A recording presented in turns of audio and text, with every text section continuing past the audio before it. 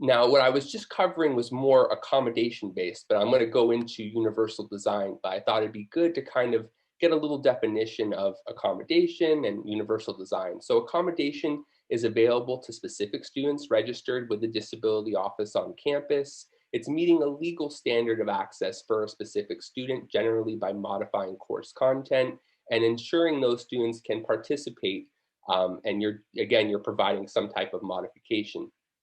Universal design is available to all students in the classroom, and it's about creating additional ways of accessing the course content and making it accessible to everyone. The goal is to create a variety of ways of interacting with the content and accessing the knowledge and resources of the class. So I think this quote really highlights the obstacle that's encountered, which is the most challenging aspect of modifying classroom policies or practices for students with disabilities is that it requires thought and some prior preparation. This is from the Pacer Center. And I think that's really important to keep in mind, that you can't just, wake up 10 minutes before class and say, I'm going to make it accessible and incorporate universal design.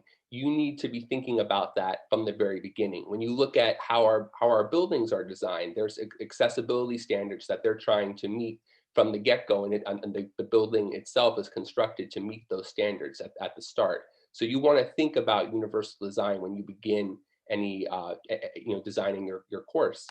Um, and then this is the common, equity image that's used: three people looking out over a game. One set of people all have the same box, but the people are different heights, so only one of the people can see. The other way, you have the boxes set up in, some people get taller boxes if they're shorter. Some people don't need a box if they're very tall, and they're all able to watch the game. And the idea that we want to tailor our content so that as many people can access it, and really changing, how we provide our resources to do that.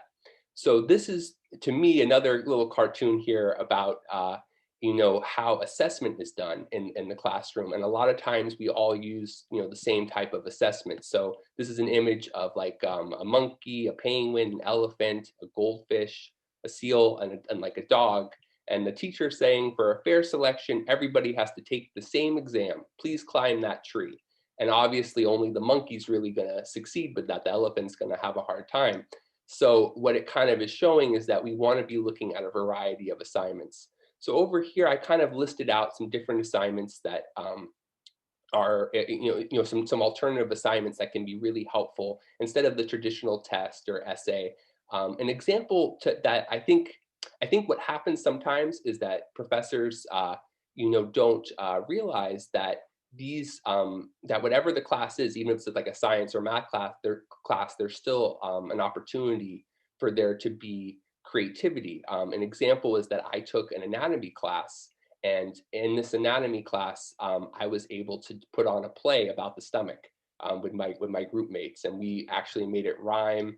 And it was, very unique, but it shows that you can incorporate different ways of showing a grasp of the concepts without just the traditional exam. So I wanted to kind of go into constructivism a little bit. There's a lot to say on constructivism, and I'm not going to cover all the different aspects. That could be another, presentation. But I'm going to really cover here is just a couple key points, and that's that, students should incorporate, their viewpoint into the concepts that they're learning. Basically, you want to make sure when you're designing content that you're giving a chance for the students to reflect their experience about what's happening. The other aspect is that the teacher's learning activities should be rooted in real world experiences, and really providing an opportunity for the students to really explore the content in depth. And then the last part is having a variety of methods can be really useful for evaluating the understanding of the concepts. Um, so I decided to really focus on these four characteristics for constructivism, which is collaboration, facilitation, choice, and variety.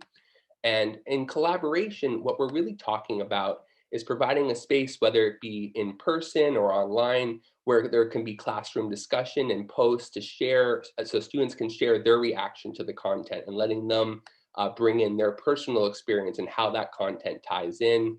I think it's really helpful to have students try and attend, at least one office hour session so they can talk with their professor and really engage about the content. And then providing like group projects or partnering so that there can be some group effort where different people can share their perspectives and ideas. Another aspect is facilitation. And that can be, making sure that there's a variety of examples for the assignments, not just choosing one specific type, and then really connecting the learning back into the real world or whatever the student's experience is. And lastly, utilizing techniques like the flipped classroom, where you, instead of a regular class, you have the students absorb the reading and maybe watch a video lecture and then come to class and just do the activity together. That can be really helpful for cultivating an interactive experience in the classroom. And the last aspect here I wanted to bring up was choice. And I think easy way to incorporate choice is if you're assigning readings, you can have two main readings, and then the third reading, you can pick, maybe 3 to 5 options and have different students choose what that third reading is. And that provides some level of motivation and autonomy because they're being free to choose which reading they want to explore. Um, Another aspect, is to incorporate choice within assignments as well. So that can be, if responding to someone's interests. For example, I was a film production major in college, and I would always tell my professors that so that I could have an opportunity, if to see if there was an opportunity to incorporate film in some way in the class. And then the last aspect is encouraging students to share their feedback and being open to incorporating, their interests, which I kind of described. And then variety is, just providing multiple methods to express a concept. You don't want to stick with just one specific format. You want to provide, again, a lot of different aspects because some people will perform better and, seeing the content in a different way can always kind of reveal new things.